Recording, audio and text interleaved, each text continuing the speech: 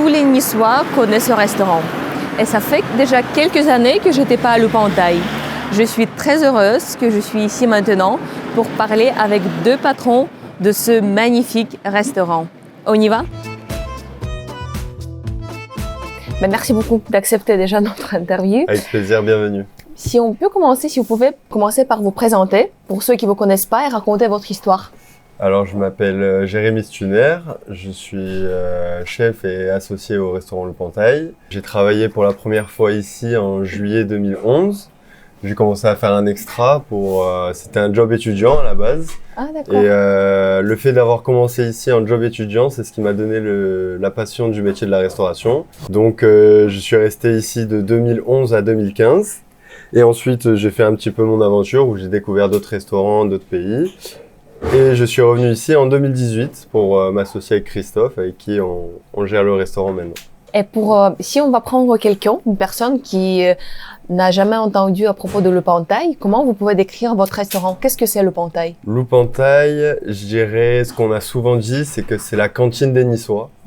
C'est un endroit où les gens se sentent bien, se sentent à l'aise, se sentent bien reçus, savent qu'ils auront la qualité au rendez-vous dans leur assiette et dans le service. D'accord. Et pour la cuisine, c'est marqué partout ici, ni italien, ni français, ni sarde. Sur votre Google, c'est marqué cuisine, restaurant italien. Oui. Donc finalement, c'est quoi? C'est cuisine niçoise, italienne? C'est vrai que les Niçois, on n'aime pas se revendiquer italien, mais on a quand même beaucoup de traditions italiennes dans nos origines. Oui. Donc, au vu de la proximité avec l'Italie, on est obligé de travailler des produits italiens. C'est ce que les gens adorent, les pâtes, les pizzas, ça reste quand même d'origine italienne. Donc, on peut pas tout cacher. C'est vrai. Mais pour vous, cuisine niçoise, si on va dire, comment vous pouvez décrire? Qu'est-ce que c'est la cuisine niçoise? La cuisine niçoise, c'est quelque chose qui est très typique.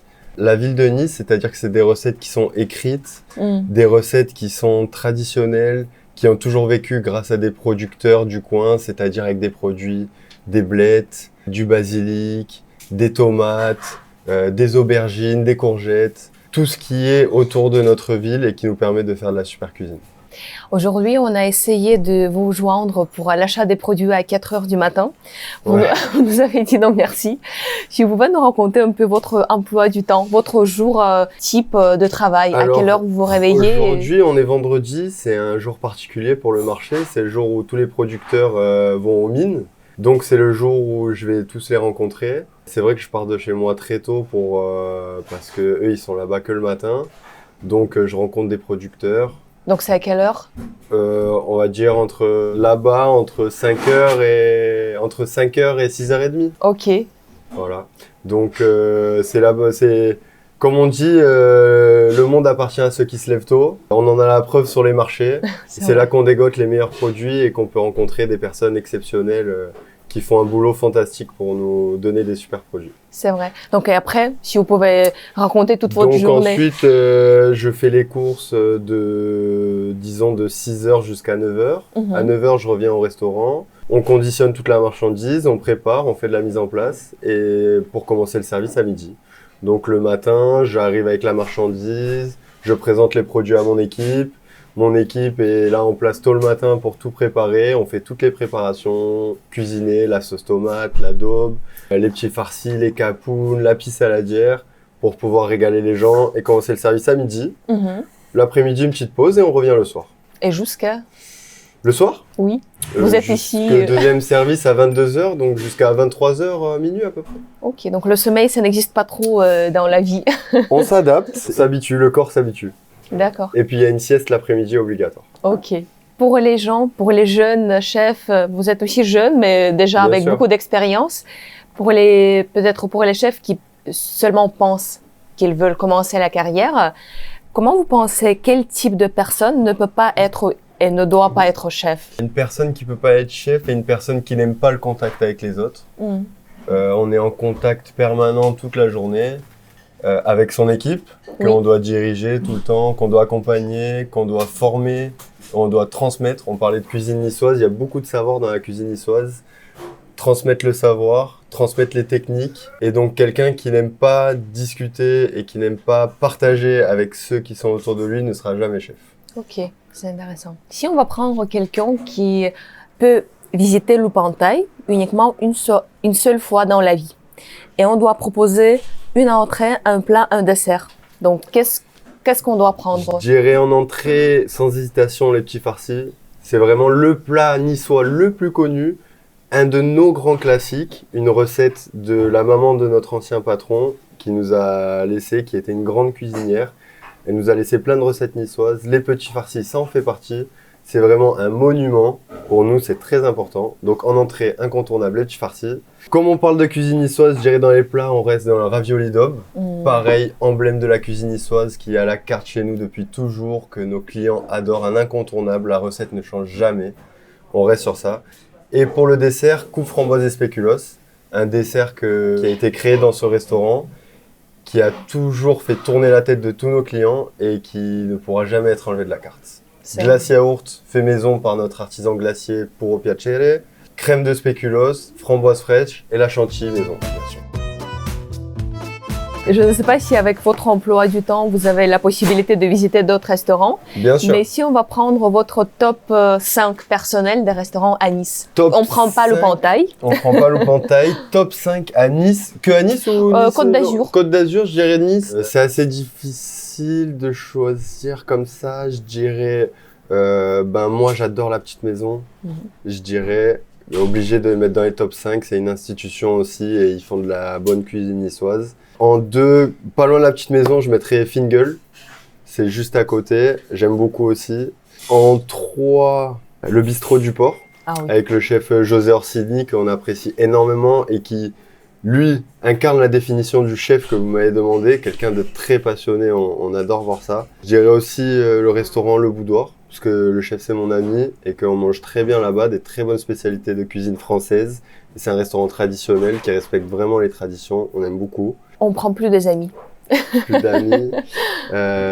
En 5, je dirais, il n'y a rien qui me vient en tête là comme ça.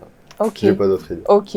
Donc on reste sur 4. On reste sur 4. Il y a beaucoup de touristes qui viennent à Nice pour goûter la vraie salade niçoise ou le vrai pain bagna. Donc votre pain bagna, c'était vraiment quelque chose de toujours signature. Donc on peut trouver un peu partout pain bagna. Mais pour vous, comment on peut, en étant touriste venant à Nice, comprendre que c'est un vrai pain bagna ou juste un sandwich avec ton... Quelle est la différence en fait pour vous? Je dirais que la différence se fait quand on n'oublie pas que un sandwich c'est de la cuisine aussi. C'est pas juste mettre des ingrédients entre du pain. Pour moi, le pain bagna est bon quand on prend autant d'attention que quand on cuisine un plat. L'assaisonnement, le choix des produits et l'assemblage. Si ces trois-là ne sont pas mis ensemble, le pain bagna ne sera jamais réussi. Ok. Vous avez été employé de restaurant et après vous êtes devenu associé. Oui. Je crois qu'il y a beaucoup de changements. Peut-être il y a quelque chose qui est devenu plus facile, quelque chose qui est devenu plus difficile. Si vous pouvez nous donner ces différences dans votre vie qui s'est passée entre ces deux étapes. Je dirais que la transition entre les... forcément, c'est un changement de responsabilité. Au niveau juridique et financier, quand on est patron d'un restaurant, on a énormément de responsabilités. On doit assumer le salaire de ses employés, gagner de l'argent pour nous-mêmes, les associés du restaurant, tout en étant rentable et en faisant plaisir aux clients, sans jamais lésiner sur la qualité et sans non plus exagérer sur les prix. Donc, je dirais que le plus gros changement, c'est quand on est patron, on est toujours à la recherche d'équilibre. Quand on est employé, peut-être on peut se laisser un tout petit peu plus aller, c'est-à-dire que s'il y a des jours où ça va moins bien, où on a peut-être une équipe qui peut nous soutenir. Et quand on est patron, on n'a pas le droit de jour de relâchement, on n'a pas le droit de se laisser aller. On peut pas dire cette semaine je travaille un petit peu moins, je suis tranquille. On peut pas se laisser aller. Le moindre écart de conduite, ça se ressent tout de suite dans le travail. S'il y a un chef maintenant qui peut-être pense de devenir un patron de restaurant, est-ce que vous allez conseiller à lui de le faire ou peut-être de rester employé en profitant de cette situation? Je pense que ça dépend vraiment de chaque personne. Chaque personne doit avoir son plan de carrière et plan de vie. Et si on veut être patron, il faut être prêt à faire beaucoup de sacrifices. C'est vrai. Mais des sacrifices qui, au final, si on est passionné et si on voit le côté positif des choses, c'est des sacrifices qui se transforment en efforts qui amènent des résultats vraiment passionnants. Ça va être difficile peut-être de choisir, mais si on vous demande de choisir un plat préféré? Un plat préféré pour moi, je choisirais Alouette sans tête. C'est un plat niçois aussi, c'est du paleron de bœuf braisé avec de la pancetta et de la copa dans la sauce tomate. C'est fondant, c'est très goûtu, c'est assez typique qu'on ne trouve pas partout. Quelle serait votre réaction si un client il vient chez vous et demande quelque chose étrange? Je ne sais pas, faire un tartare bien cuit ou quelque chose vraiment hors de norme. Qu'est-ce que vous allez dire ou vous allez faire? On a toujours la mentalité à Loupantaille de vouloir tout faire pour faire le maximum plaisir au client. C'est-à-dire que si un client veut un tartare bien cuit, si on est en capacité de le faire, on le fera pour lui faire plaisir. Après, il faut toujours être raisonnable et notre métier, c'est de guider les clients, de les conseiller et de leur vendre les bons produits bien préparés. Vous avez des histoires un peu drôles des clients du travail, les demandes un peu étranges? Moi j'ai souvenir, il y a pas longtemps, un client qui a mangé une pizza en entrée et une pizza en plat. Voilà, une pizza après une pizza. Après, on a souvent des clients qui nous demandent des doubles portions de pâtes. Vraiment, des fois, je me demande la quantité de nourriture que les gens mangent. Je trouve ça assez impressionnant. Mais sinon, niveau demande spéciale, j'ai pas trop d'idées en tête. D'accord. Mais pour vous, le client, il est roi? Bien sûr. Toujours. Toujours. Est-ce que vous lisez les commentaires, les avis négatifs, positifs sur Internet? Bien sûr. Qu'est-ce que vous sentez dès que vous avez... Il y a toujours, tous les restaurants, ils ont des avis négatifs, donc c'est normal. Quand vous voyez un commentaire négatif, surtout sur la cuisine, quel ressenti vous avez? Il faut apprendre de ses erreurs et le prendre pour évoluer. Toujours se remettre en question. Je pense que c'est la base dans notre métier, c'est de toujours se remettre en question et ne jamais rien prendre pour acquis. Nous, c'est vrai qu'on fait beaucoup de recettes très traditionnelles qui changent jamais. Donc, on pourrait rester sur nos acquis et ne jamais essayer d'évoluer. Mais c'est en écoutant les critiques des gens et en se mettant les problèmes devant soi qu'on avance. Sinon, si on pense que les problèmes, c'est toujours la faute des autres, on n'avance jamais.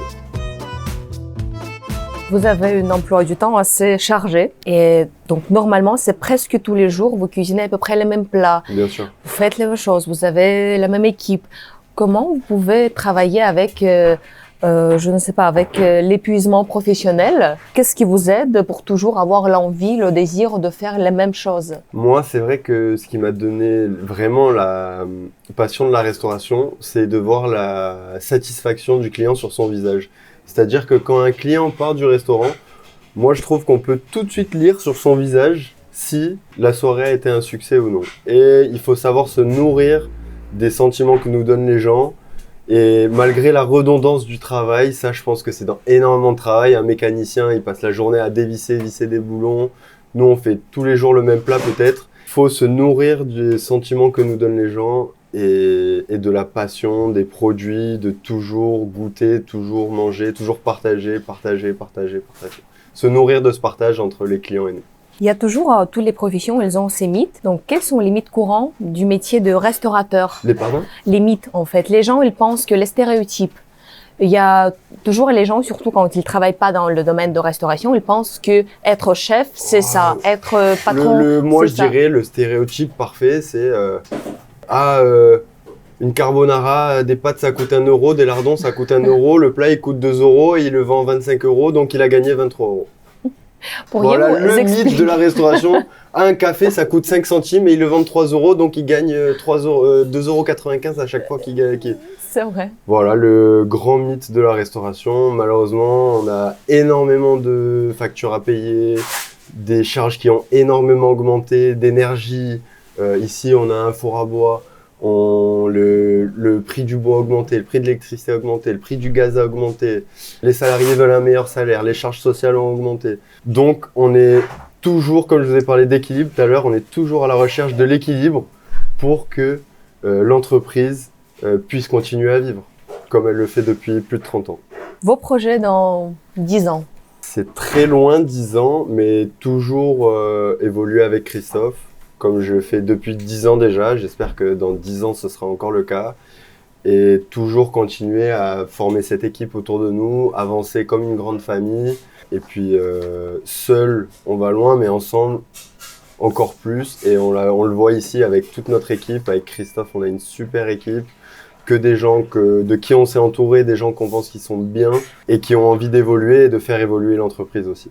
Donnez-nous votre secret, comment construire cette belle équipe?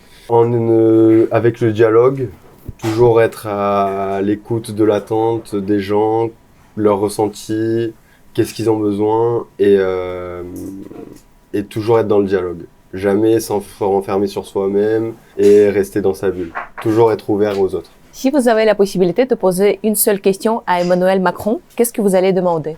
Si je devais poser une question à Emmanuel Macron, je lui demanderais... Et on imagine qu'il va répondre honnêtement. Vous pouvez prendre le temps pour penser. C'est vrai, si je devais demander une question à Emmanuel Macron, je lui demanderais quelle serait une évolution majeure qui ferait pour les entreprises françaises puissent se développer et concurrencer toutes les entreprises internationales qui, malheureusement, fiscalement, au niveau des lois, des normes, peuvent avoir plus de droits dans leur pays et leur permettre d'énormément se développer. Pour des gens qui ont l'habitude de voyager, qui vont par exemple à Dubaï ou dans des nouveaux pays qui sont en train de se développer, on voit des structures, des restaurants incroyables avec des décorations monumentales, des budgets exceptionnels. Malheureusement, je pense qu'en France, on est énormément freiné par tout ce qui est budget. Donc, qu'est-ce qui pourrait aider les entreprises françaises à développer des projets aussi monumentaux que ceux qu'on voit dans les grandes villes du monde? Style, aux États-Unis, on voit des magnifiques restaurants avec des décorations exceptionnelles. On n'a même pas besoin d'aller aux États-Unis, on va à Monaco. À Monaco, on a des dizaines de restaurants exceptionnels.